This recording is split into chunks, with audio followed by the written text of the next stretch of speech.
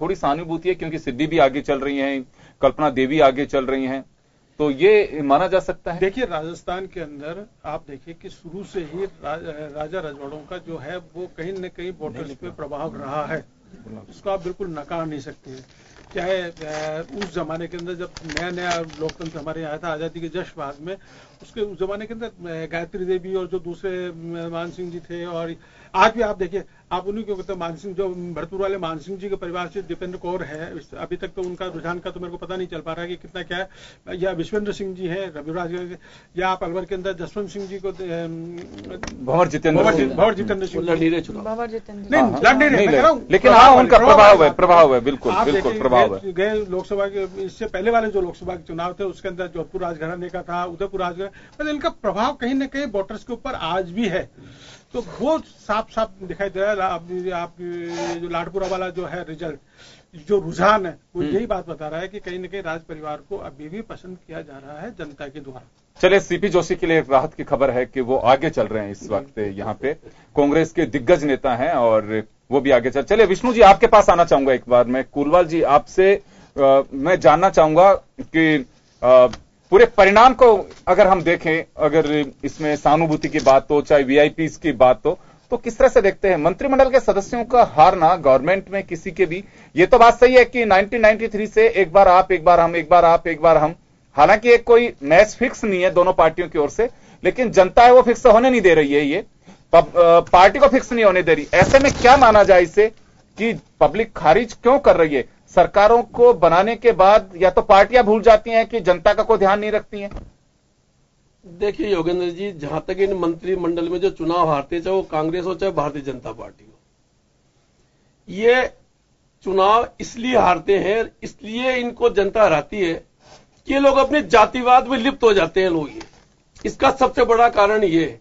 दूसरा, कोई भी नेता अपने कार्यकर्ता को आगे बढ़ता देखना नहीं चाहता, कार्यकर्ताओं को इस प्रकार से दूर भगाता है वो कि जिससे इन नेताओं की हार सुनिश्चित हो जाती है।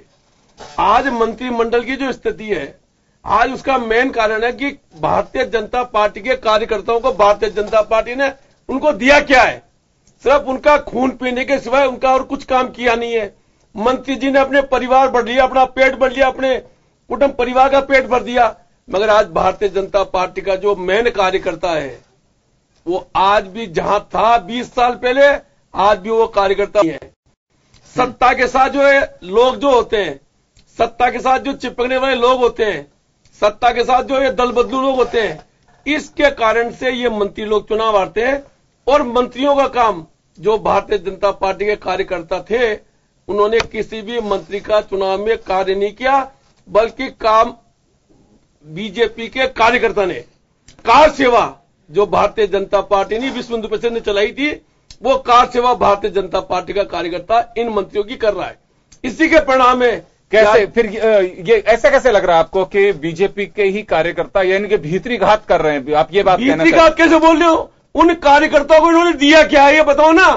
सत्ता के जो दलाल है, ये माने आईना दिखा रहे हैं मंत्रियों को। बिल्कुल, कार्यकर्ता इनको दिखा रहा है कि तुमने हमारे साथ किया, अब हम तुम्हारे साथ कर रहे हैं। इसका जवाब आंचल जी देंगे। आंचल जी एक एक्सपीरियंस के आधार से बता रहे हैं कुलवाल साहब कि आईना दिखाया कार्यकर्ताओं ने नेताओं को। नहीं, आईना नहीं दिखाया है। देखिए, मैं तो ये कहना चाहती हूँ कि कार्यकर्ता के रूप में हमने कहीं पर भी ऐसा नहीं किया कि कार्यकर्ताओं को महत्व नहीं दिया। मैं खुद भारतीय जनता पार्टी की सदस्य हूँ और मैं चुनाव लड़ चुकी हूँ पार्षद का। फिर भी यही कहूंगी कि जो मंत्रियों ने हमारे साथ में हमें हर मतलब एक फोन पे हम लोगों की सुनते हैं, कार्यकर्ताओं की अगर कहीं सुनी जाती है, कार्यकर्ताओं को अगर कहीं महत्व दिया जाता है, कार्यकर्ताओं की कहीं अगर अनदेखी नहीं होती है, तो वो पार्टी है भारतीय जनता पार्टी। और ये जो आप आरोप हम पे लगा रहे हैं कि मंत्रियों को ये आईना दिखा रहे हैं, तो इस बात को मैं आपको स्पष्ट कर देना चाहती हूँ कि कार्यकर्ता भारतीय जनता पार्टी का ऐसा नहीं है कि वो अपनी ही सरकार गिनाने के लिए उनको आईना दिखाए। हमने कार्यकर्ता के रूप में पूरी तरह से मेहनत की है और उस मेहनत का नहीं, आप कार्यकर्ताओं की क्या समझते हैं? नहीं, कार्यकर्ताओं क्या समझते हैं? कार्यकर्ता को गुलाम है क्या? आपने उनको क्या किया है? नहीं, आप करते हो ना, आपने गुलामी समझ की उनका। ये आपका, आप देखिए, आपको हराने वाले कार्यकर्ता है, आपकी पार्टी के लोग हैं। आपको आप कैसे कह सकते हो कार्यकर्ताओं से हो रही है क्या? बिल्कुल, आपका कार्यकर्ता रह रहा है, कार्यकर्ताओं को दिया गया है आपने? आप बताओ ना, सब कुछ दिया है हमने, क्या दिया? आप बताइए, आपको बताओ। मैं कार्यकर्ता के रूप में ये बात कह रही हूँ ना, ऐसा तो है ही नहीं कि कार्यकर्ताओं को दिया क्या है। ये जो कह रहे हैं रिजल्ट बता रहा है कि रिजल्ट में सारे मंत्री पिछड़ रहे हैं, तो पिछड़ने का कारण क्या है? पिछड़ ही नहीं रहे हैं साहब, सारे आगे हैं। आप एक बार रुझान की तरफ जाइए और रुझान को देख के और फिर निर्णय लीजिए। हम तो रुझान को आप देखिए, फिर आप बाद में हम देख के अभी तो आप रुझान को गलत मान रहे हो, अब रुझान को आप सही मान रहे हो। आप रुक जाइए एक जगह पर, पहले आप एक जगह रुकिए। मंत्रियों की बात कर रहे हैं, उसका मैं आपको जवाब दे रही हूँ। आप क्या जवाब दे रहे हो? कैसे कह रहे हैं कि भारतीय जनता पार्टी कार्यकर्ताओं की अवहेलना करती है? बिल्कुल नहीं मानती हूँ। आप बताइए, खारिज करती हूँ कि भारतीय जनता पार्टी कार्यकर्ताओं को जो चिल्लाने से काम नहीं होगा। आपसे ज्यादा बोल सकता हूँ मैं। आप बोलिए, आप ऐसे मत दबाइए। भारतीय जनता पार्टी कार्यकर्ताओं का अपमान करना ये आपका काम है। कार्यकर्ताओं आप लोगों की पार्टी, हमारे लोगों की पार्टी को छोड़ दीजिए। आप हम लोगों के बारे में बात कर लड़ा। भारतीय जनता पार्टी पे हम तो कि आपके कार्यकर्ता रह रहे हैं, कह रहा हूँ ना आपको। हमारे कार्यकर्ता अपने आप लोगों ने 4 करोड़ राजस्थान की जनता का फायदा किया ना, किया कि नहीं किया बताओ ना। आपने 4 करोड़ राजस्थान की जनता को दिया क्या? आपने सब कुछ दिया, हमने क्या नहीं किया बताइए। फिर भी आप हारे हो, फिर भी आप हारे हो, फिर भी आप हारे हो। आप देखे ना, अभी तो आप बोल रहे थे 1 मिनट पहले कुछ भी। चलिए, अभी मेरा आंचल जी से सवाल है, मेरा एक आंचल जी से सवाल। आंचल जी, यहां एक बड़ी बात यह है कि 4 करोड़ बेनिफिशरीज आप राजस्थान में बता रहे हैं, बाकी पार्टी के कार्यकर्ता हैं, दुनिया की सबसे बड़ी पार्टी है बीजेपी। पिछले बार जब विधानसभा चुनाव 2013 के थे, 1,39,07,000 के आसपास आप लोगों को मत मिले थे, जिसमें 163 सीट आप लोगों ने हासिल की थी। 4 करोड़ बेनिफिशरीज में से अगर आप 2 करोड़ को भी साधने की कोशिश करते तो मुझे नहीं लगता कि ये पिक्चर बनती। हमने तो इसका मतलब ये हुआ कि धरातल पे कुछ और हकीकत कुछ अलग है। भारतीय जनता पार्टी धरातल से जुड़ी पार्टी है। हम तो इसीलिए कहना चाहेंगे कि हम लोगों ने जो विकास का एजेंडा अपनाया था, आज भी उसी पे हम लोग निर्भर करते हैं। हमने विकास किया है, जनता भी जानती है ये चीज। और बाकी फिर मैं कहना चाहूंगी कि अंतिम चरण तक हम बिल्कुल हार नहीं मानेंगे, ना तो मानी थी, न मानी है, न मानेंगे।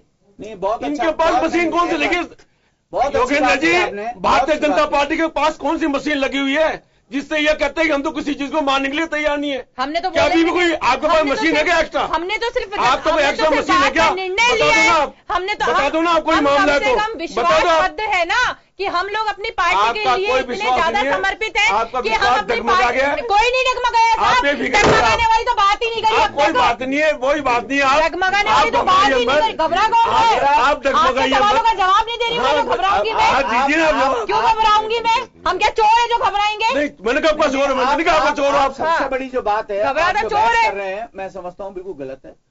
भारतीय जनता पार्टी के मंत्री हारने के पीछे कोई कारण हो सकता है, लेकिन अपन किसी कार्यकर्ता के लिए सीधा इल्जाम नहीं लगा। कार्यकर्ताओं पे आप इल्जाम कैसे लगा सकते हो कि कार्यकर्ता हरा रहे हैं? अचल जी का तो बिल्कुल सही है, क्योंकि जो आदमी स्वयं ईमानदार होता है वो दूसरे के लिए बेईमान सुनना पसंद नहीं करता। लेकिन मैंने जो बात कही थी उस बारे में आपको ध्यान रखना चाहिए। दोबारा मैं फिर कह रहा हूं कि कार्यकर्ता, किसान, कर्मचारी, इन लोगों का जो ध्यान नहीं रखेगा उसकी हालत खराब होगी। चलिए, मैं एक इन्फॉर्मेशन देना चाहूंगा, यहाँ पे एक इन्फॉर्मेशन मैं देना चाहूंगा। मुख्यमंत्री वसुंधरा राजे त्रिपुरा सुंदरी के दर्शन करने गई थी, वो बांसवाड़ा से जयपुर लौट आई हैं और पल पल की जानकारी वो अपने साथियों से ले रही हैं। सब इन चीजों पर निगाहें गड़ाई हुई हैं कि किस तरह की पोजीशन है, कहां पे कितने राउंड बचे हैं, कहां क्या पोजीशन है।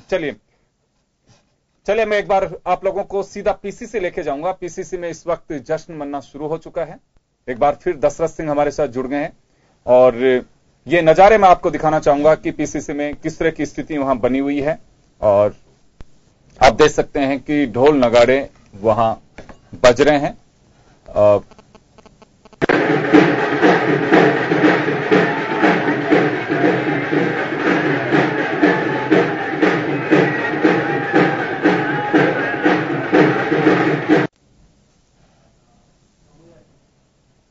दशरथ, आप प्रदेश कांग्रेस कार्यालय पे हैं इस वक्त जयपुर में। मैं जानना चाहूंगा स्थिति कैसी है, कितना उत्साह, कैसी खुशी, क्या लड्डू जिनके लिए कल चर्चा थी कि 100 किलो लड्डू का ऑर्डर दिया जा चुका है, पटाखे फोड़े जाएंगे, गुलाल की व्यवस्था की गई है, वो नजारा दिखाई दे रहा है अभी यहां पे? देखिए, निश्चित तौर पे मैं कुछ आपको तस्वीरें दिखाना चाहूंगा। ये पीसीसी के बाहर की जो तस्वीरें हैं, जहां पर ढोल नगाड़ों के साथ में जो लोग हैं वो यहाँ पर पहुंच रहे हैं और यहाँ पर जो है जश्न का जो माहौल है वो इस वक्त आप पाएंगे अपनी तस्वीरों में कि बड़ी तादाद में जो लोग हैं वो यहाँ पर जुटे हुए हैं और वो ढोल नगाड़ों के साथ में जो कह सकते हैं कि जश्न यहाँ पे मना रहे हैं। बड़ी तादाद में यहाँ लोग भी हैं। हमारे साथ पूर्व मंत्री राजेंद्र चौधरी जी भी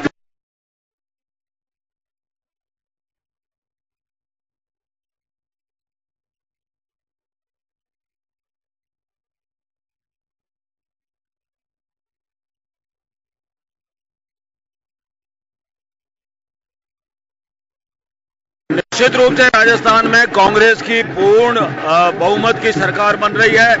भारतीय जनता पार्टी की सरकार पूर्ण रूप से विफल साबित हुई। वसुंधरा जी ने जो जनता से वायदे किए थे, जो किसानों के साथ अत्याचार हुआ, अन्याय हुआ, किसानों ने आत्महत्याएं की, सचिन पायलट जी ने राजस्थान में किसानों की आवाज उठाई और पूरी ताकत का 100 किलोमीटर ज्यादा यात्रा की। एक भी किसान ने जो आत्महत्या की, वसुंधरा जी उनके घर पे आंसू पहुंचने नहीं गई। सचिन पायलट साहब सब जगह गए और हर मुद्दे पे, महंगाई को लेकर के, नौजवानों को जो रोजगार का मुद्दा है, चाहे महंगाई का मुद्दा है, हर मुद्दे पर ये सरकार विफल रही है। सवाल ये है कि नेता कौन होगा? सचिन पायलट होगा, अशोक गहलोत? नेता कौन होगा? नेता कांग्रेस पार्टी का होगा, भारतीय जनता पार्टी का नहीं होगा। कौन होगा सीएम आपकी नजर में? कौन? ना कांग्रेस का नेता होगा, भारतीय जनता पार्टी का नेता नहीं होगा। आप क्या कहेंगे? देखिए, देश राजस्थान की जनता ने सचिन पायलट जी की मेहनत पर एक मोहर लगाई है और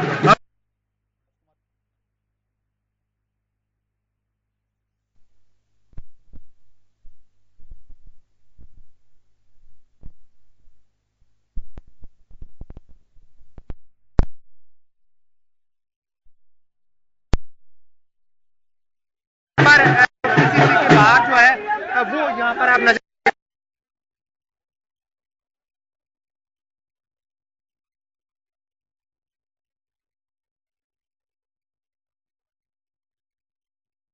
बड़ी तादाद में जो लोग हैं वो डांस कर रहे हैं। पीसीसी के बाहर का नजारा है ये जी।